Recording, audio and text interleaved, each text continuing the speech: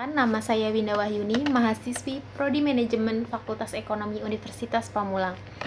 Pada kesempatan kali ini, saya ingin menjelaskan mengenai rangkuman singkat saya pada pertemuan 13 tentang materi berbicara. Berbicara merupakan kegiatan menyampaikan informasi melalui media lisan. Jenis berbicara yang akan dibahas adalah berbicara ilmiah. Berbicara ilmiah adalah kegiatan berbicara dalam forum resmi yang penyampaiannya memerlukan data ilmiah yang dapat dipertanggungjawabkan kebenarannya. Ada 3 jenis berbicara yang akan dibahas. Yang pertama adalah pidato.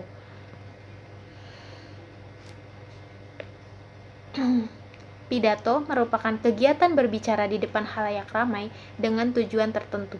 Pidato sendiri dibagi menjadi 3 bagian utama, yaitu bagian pembuka yang berisi salam dan penghormatan, bagian inti pidato yang berisi pemaparan tujuan, dan bagian penutup yang berisi simpulan, ajakan, dan salam penutup.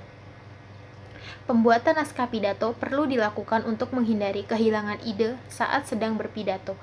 Dengan menggunakan naskah, pidato menjadi lebih terarah. Pidato berdasarkan cara penyampaiannya dibagi menjadi 2 jenis, yaitu pidato dengan teks dan pidato tanpa teks. Pidato dengan teks adalah pidato yang dalam penyampaiannya menggunakan teks, sedangkan pidato tanpa teks adalah pidato yang penyampaiannya tidak dibantu teks, dilakukan dengan menghafal materi yang akan disampaikan. Pidato berdasarkan kesiapannya dibagi menjadi 2, yaitu pidato dengan persiapan dan pidato tanpa persiapan. Jenis berbicara yang kedua adalah presentasi ilmiah, yaitu penyajian lisan yang bertujuan untuk memaparkan gagasan dalam forum ilmiah. Biasanya disampaikan berupa data ilmiah dari hasil riset. Jenis berbicara yang terakhir adalah orasi ilmiah. Bentuknya sama dengan presentasi ilmiah. Bedanya, orasi ilmiah dilakukan di depan orang banyak dan dengan ruangan yang lebih luas. Dalam berbicara ilmiah, kita membutuhkan forum, yaitu tempat yang digunakan untuk bertukar pikiran. Contohnya adalah lokakarya, kuliah umum, seminar, dan simposium. Tidak semua orang mampu menjadi pembicara yang baik dalam forum ilmiah. Cara berbicara dalam forum perlu dipelajari dan dipraktikkan. Pembicara perlu memahami hal-hal berikut. Penampilan.